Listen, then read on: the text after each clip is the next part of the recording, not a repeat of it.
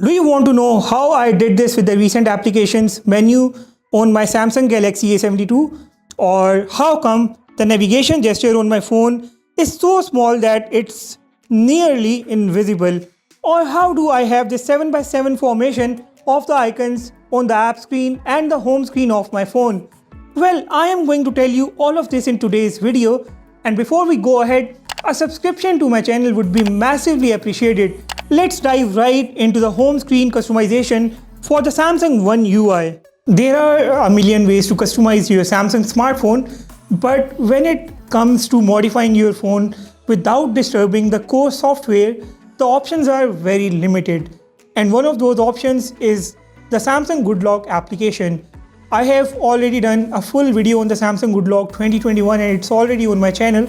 And whatever I am going to show you in today's video to customize the home screen of your Samsung Galaxy smartphone, you can find the guide to install those modules and the Good Lock 2021 itself in that video and also in the link that I have attached in the description below. Let's start off with the application now. So I am assuming that you have installed the Nice Lock or the Find Lock at this point, and all you have to do after that is to install three modules, which are the Home Up, the Task Changer and the Navstar. I'll start off with the Home Up first of all to modify the home screen and the app screen of the phone. You can just click on the Home Up module inside the Nice Lock or the Find Lock, or even if you have the Good Lock handler, and inside this you have to turn it on if it's off, and after this you have to click on the home screen. Now here you can see that it's showing us the grids of 5x6, which are the default grids. If you want to change the grids, you can just click on this button and change it to 7x7, which is my favorite. I'm just going to show you how it beautifies the home screen and the app screen grid of your Samsung Galaxy smartphone. Let me set it to 7x7 for the app screen grid as well, and here we go. You can see that the icons are now really small. You can actually fit a lot more icons on one screen instead of having so many different screens with the larger icons. And this, in my opinion, looks really cool, and a lot of people commented on my previous videos, how did I get this formation of icons on the home screen of my phone? So this is how I got it. I did not touch any core part or elements of my Samsung One UI. I did it all with an official module provided by Samsung. After this we have the favorite applications. You can set the max count to up to 9, and then we can loop pages. Let me show you. If you are here on this page, you can see that you cannot swipe towards left or right. Even if you have pages on the left and right, you won't be able to loop the pages. So the loop option will basically let you move between these pages like it's being shown here. Let me just turn it on, and here we go. You can see that the pages are now looped, and if we had another page, we could just move on and on between the same pages in a loop. After this we have the hide app icon label. If I turn this on, you can see that the names of the applications are gone now, and I think this looks more spacious now. It's entirely up to you. How do you want the home screen or the app screen of your phone to look like? Now next up in the Home Up module we have the folder customization. By default, when you open a folder, it takes up the entire screen like this. Now I want to open the folder in a pop-up menu. I can just turn on the pop-up folder style, and here I can customize the pop-up colors to any one of these colors. I can change the font color, I can change the background transparency, and I can also change the background corners to square or the rounded corners. Let's see how it looks now.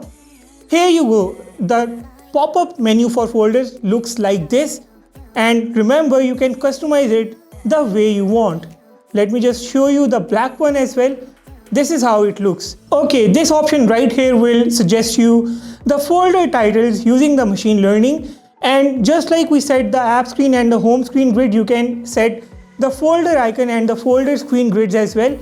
Let's say we change it to 7x7. And now you can see that first of all, the folder icon grid is turned into 7x7. I'll try to zoom in so that you can see that the icons within this icon look really small, and inside this, once again, the icons of the applications inside the folder are also really small. Next up, we have the backup and restore option. This backup and restore option will basically back up the layout. You can schedule it to back up the layout once in a day or more than once in a day. You can just do it the way you want. If you want to just keep making a back of your home screen layout, you can just restore the backup in a single tap and have your customized home screen menu back in the blink of an eye. Next up is the Share Manager. The Share Manager has recently just made its way into the One UI 4, but the Share Manager in the GoodLock is a lot more extensive than the one that we have in the One UI 4. So first of all, you can select the share applications. Remember, One UI 4 is going to take a lot of time to make its way to the phones like Galaxy A52 and below. And if you want to customize the share applications without having the One UI 4, this is how you are going to do it. First of all, you can select what share applications you want to appear right in the share menu of your phone. For example, I want the Facebook app. I can just add the Facebook app, or I want the Gmail app. Just click on the icon and click on add, click on add, click on add, and all your applications will start appearing here, and these are the only applications that will appear when you click on the share button for any data. Next up, we have the sharing data detail. The remove location data from the data that you are about to share. The chip buttons, whether or not you want to show the chip buttons. These are the chip buttons. I'll try to show you these buttons as well, which say share as a link or use the nearby share. And after that, whether or not you want the quick share to appear in the sharing panel. If I turn it off, the quick share goes away from here. And then we have the show direct share option. If you don't want the show direct share option to appear, you can just turn it off from the advanced settings of your smartphone. Inside this same menu, we have the task changer, which is my favorite module of the GoodLock. Now, task changer appears as a separate module as well, but to customize the task menu, you will have to access the task changer inside the Home Hub application. Click on the task changer and turn it on. Now let's see what magic it does. First of all, you have the layout types: list, grid, stack, vertical list, and the slim list. This is grid, this is stack, this is the vertical list, and this is the slim list. If I set it to list, this is how it appears, the standard default mode. If I set it to grid, this is how it appears. If I set it to stack, this is how the stack appears. And if I set it to vertical list, this is how it appears. And this is the slim list. Now you can customize all these layout types further using the detailed settings. Let's say my favorite is the grid list and I want the mini mode for the grid list. This is how the mini mode works for the grid list. After this, I want to show the application labels in the grid list. The names of all the applications are appearing right in the grid list. And I can enable or disable the search bar. In the recent applications panel, I can show or hide the recommended applications, and the gestures will let me switch to the previous applications, and I can allow the bottom gestures in the full screen mode. This is just so good, and I would like you guys to explore this on your own, because the customization depends on your own taste. By the way, the grid without the mini mode is what I like the most, and I am just going to stick to it once again. And in the handler, go to the Navstar, and now in the Navstar, first of all, you have to turn it on. I have already turned it on. Now let's say you don't want the navigation gestures, you want the buttons. There are a lot of options in the buttons. I am going to turn on the buttons first. Buttons are now on. And I'm going to go back. Now first of all, we have some predefined skins for the buttons. You can choose one of these from right here. You can see that these are changing at the bottom. This is the one that I like the most because it looks really minimal. And if I want, I can also create a new configuration. I can choose the colors for the buttons bar, the background color, as you can see it right here. And not only this, I can also choose the button layout. I can align the buttons to right, left, and I can also add a new button. Now here, this is really interesting. Inside the navigation buttons, you can add the camera, screen capture, up, down, left, right, the F4, F5 keys and the key space. All of these options, these buttons can be added right to the button menu of your Samsung Galaxy smartphone. Let's say I want to add the camera button. You can see that the camera button is now appearing right here, and I am going to go back here.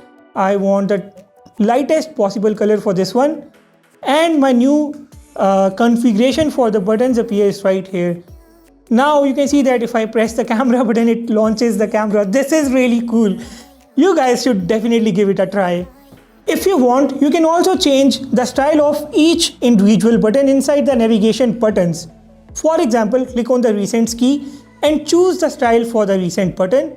Home key, choose the style for the Home button. Back key, choose the style for the Back button. And then we have the Close keyboard option. You can choose the style for this one as well. We have the advanced options here, show and hide the button. You can add the button to the left side of the navigation bar to show or hide the button. It's already here. If I click on this button twice, you can see that it hides the buttons, and if I just swipe up and click on this button again, it will just bring back the buttons by double tapping. These buttons are now back. And then you can show the buttons on the home screen, or if you just don't want the buttons to show up on the home screen, you can just turn this option off. Let me just show you the swipe gestures now. I am going to turn them on, and they are probably going to turn on my previous swipe gestures configuration. As you can see that the navigation bar is really small. Okay, first of all, you can set the hint to be transparent. After that, you can increase or decrease the sensitivity of gestures, the right and back gestures. By default, it is pretty good, so I do not recommend touching it. And then you can apply a customized color, or you can change the width of the gesture handle. I have set the lowest value for the width, but if I increase it, you can see that the navigation bar is really big. And if I just decrease it, this is how it looks now. And I prefer the smallest size for the navigation gestures bar. And you can click on the color and choose the color for the navigation gestures bar. Just to give you guys an idea, I'll just choose this blue color here. And in the end, we have the reset option. And that's pretty much it. This is how you can customize the look of the home screen, the app screen, and the recent applications panel of your Samsung Galaxy smartphone.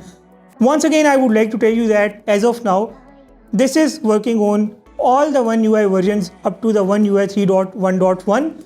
For the One UI 4, you would need the latest versions of all the modules. In fact, the latest versions of some modules are already out that are compatible with the Samsung One UI 4. I'll definitely do a good luck 2021 video for the One UI 4 as soon as Samsung is done rolling out all of the modules for the latest version of their UI. I hope that you guys liked today's video. If you found it useful, hit the like button. And if you like my content, please make sure that you do not leave without hitting that subscribe button. I really need your support to grow my channel. Drop your feedback, questions and comments down in the comment section below. With that being said, I will sign off and see you all in the next one.